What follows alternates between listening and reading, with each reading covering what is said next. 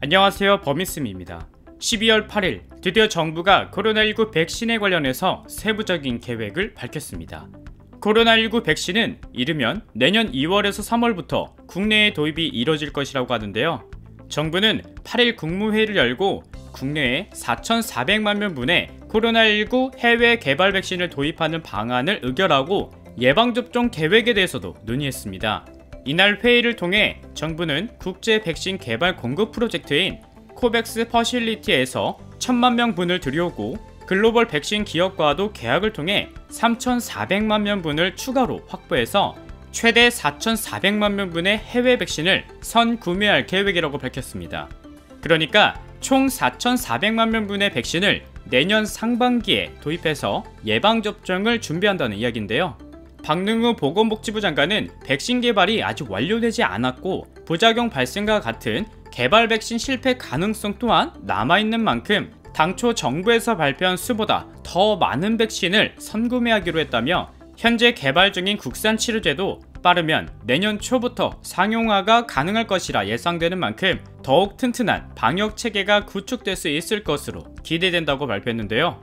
그럼 구입한 백신은 누구부터 접종을 시작하는지 많은 분들이 궁금하실 거예요. 이에 대해서도 구체적으로 백신 접종 대상자를 언급했습니다.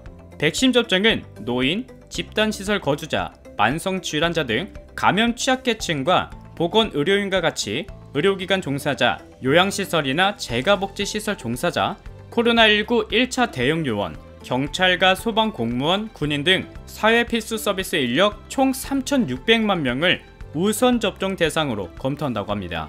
그리고 어린이와 청소년의 경우는 아직 안정성과 유효성이 확인되지 않아서 우선 접종 대상자에서는 제외될 가능성이 크다고 하는데요.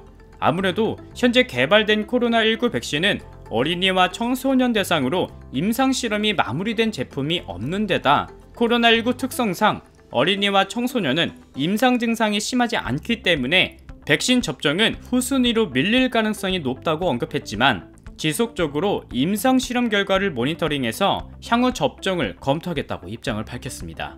하지만 국내로 백신이 도입된다고 해서 바로 접종이 이뤄지는 것은 아닙니다. 아직 백신 접종 시기에 대해서는 정확히 결정하지 않았는데요.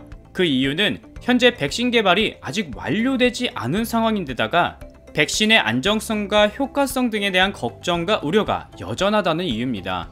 그렇지만 지금 현재 영국의 경우는 12월 8일부터 각 병원에서 화이자 백신 접종을 시작했다고 하는데요. 일각에서는 영국 등 일부 국가가 백신 접종을 시작한 데에 반해 국내 백신 도입 시기가 지나치게 늦다는 지적도 나왔다고 합니다.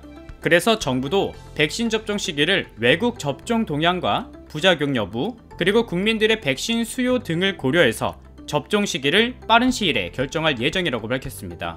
코로나19 확진자가 점점 늘어남에 따라서 현재 3차 대유행의 최대 위기 상황이 코앞으로 다가왔다고 합니다.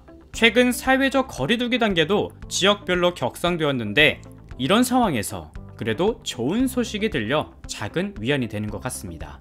다만 백신 치료제에 대한 부작용을 걱정하시는 분들도 많은 만큼 보다 안정성이 검증된 백신 치료제가 하루빨리 보급되었으면 좋겠습니다. 오늘 준비한 내용은 여기까지고요. 저는 다음 영상에서 다시 인사드릴게요. 오늘도 시청해주셔서 정말 감사합니다. 편안한 하루 보내세요.